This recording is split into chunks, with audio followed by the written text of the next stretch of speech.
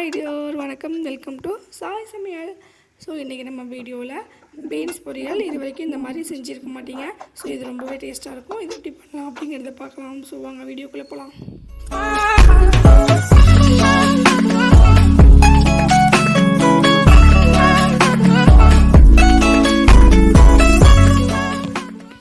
Subscribe பண்ணிக்கோங்க சேனலை.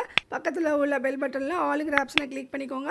So இப்போ பீன்ஸ் பொரியல் எப்படி பண்ணலாம் அப்படிங்கிறது பார்க்கலாம். ஸோ ரொம்பவே டேஸ்ட்டாக இருக்கும். இது ஒரு வித்தியாசமான ஒரு ரகசியம் இருக்குது. ஸோ ஒரு பேனில் 2 ஸ்பூன் ஆயில் ஊற்றிக்கோங்க. ஸோ அதில் கடுகு போட்டுக்கோங்க. கடுகு பொரிஞ்சதும் 5 பல் பூண்டு கண்டிப்பாக போடணும். ஸோ 5 பல் பூண்டு நல்லா வாசனையாக பொரிஞ்சு கலர் சேஞ்ச் ஆகி வரணும். நம்ம இந்த பூண்டும் நமக்கு இந்த பீன்ஸ் பொரியலுக்கு ஒரு விதமான டேஸ்ட் கொடுக்கும். ஸோ இப்போ இந்த பாருங்கள், இந்த மாதிரி கலர் சேஞ்ச் ஆனதுக்கப்புறமா ஒரு வெங்காயம் சேர்த்துக்கோங்க. வெங்காயத்துக்கு கூடயே ஒரு கருவேப்பிலை கொத்து,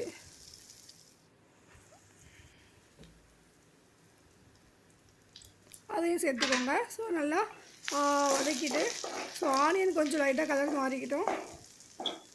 ஆனியன் கொஞ்சம் கலர் சேஞ்ச் ஆகிடுச்சு. இப்போ பீன்ஸ் 200 கிராம் பீன்ஸு நல்லா வாஷ் பண்ணிவிட்டு இதில் சேர்த்துக்கிறேன். ஸோ இதை 5 மினிட்ஸ் நல்லா ஆனியன் கூடவே வதக்கி விடுங்க. ஸோ நல்லா ஒரு 5 மினிட்ஸ் வதக்கிட்டு சால்ட்டு போட்டுக்கோங்க. இதுக்கு தேவையான சால்ட்டு. ஸோ ஒரு 5 நிமிஷம் கைப்பட கிளறினதுக்கப்புறமா தண்ணி ஒரு 1.5 கிளாஸ் சேர்த்துக்கலாம். தனியாக சில பேர் வேக வச்சுட்டு அதுக்கப்புறம் சேர்த்துப்பாங்க. ஸோ அந்த மாதிரி பண்ணாதீங்க, சத்து இருக்காது. ஸோ அதிலே போயிடும். ஸோ நம்ம இந்த மாதிரி தண்ணி இதிலையே ஊற்றிட்டு நம்ம இதை நல்லா வேக வைக்கலாம். ஸோ அம்மாவுக்கு ஒரு டைம் பண்ணி கொடுத்தேன். அம்மா ரொம்பவே இதுக்கு ஃபேன் ஆகிட்டாங்க. ஸோ அந்தளவுக்கு இது ரொம்பவே நல்லாயிருக்கும். ஸோ நீங்களும் கண்டிப்பாக ட்ரை பண்ணி வீட்டில் செஞ்சு கொடுங்க. உங்களுக்கு ரொம்ப பிடிச்சிரும். ஸோ பீன்ஸ் வேகட்டும். நம்ம அதுக்குள்ளே ஒரு மிக்ஸி ஜாரில் 2 ஸ்பூன் கடலைப்பருப்பு சேர்த்துக்கலாம். இதை கொரன்னு அரைச்சி எடுத்துக்கலாம். நைஸாக அரைச்சிடக்கூடாது. ஸோ கொரன்னு அரைச்சிக்கோங்க. அப்போ தான் நம்ம சாப்பிடும்போது கொஞ்சம் கிரிப்ஸியாக இருக்கும். இதில் நம்ம சில பேர் வேர்க்கடலை சேர்ப்பாங்க, தேங்காய் துருவல் சேர்ப்பாங்க. அந்த டேஸ்ட்டை விட இது மாதிரி பண்ணி பாருங்கள். இது நல்லாயிருக்கும் சாப்பிட்றதுக்கு.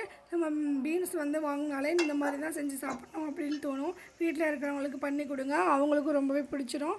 ஸோ நம்ம மிக்சியில் அரைச்ச அந்த கடலைப்பருப்பு பவுடரை நம்ம இதில் பீன்ஸில் சேர்த்துட்டு கைவிடாமல் ஒரு 2 நிமிஷத்துக்கு கிளறி விடுங்க. ஸோ அடிப்பிடிக்க விட்டுறாதீங்க.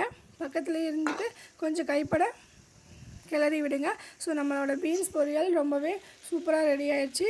இது கண்டிப்பாக வீட்டில் இருக்கிறவங்களுக்கு செஞ்சு கொடுங்க. உங்களுக்கும் நீங்கள் இந்த மெத்தடில் செஞ்சு சாப்பிட்றது பிடிக்கும். ஸோ என்னோடய வீடியோ பிடிச்சிருந்தா ப்ளீஸ் என்னோடய சேனல் சப்ஸ்கிரைப் பண்ணிக்கோங்க. Thank you so much.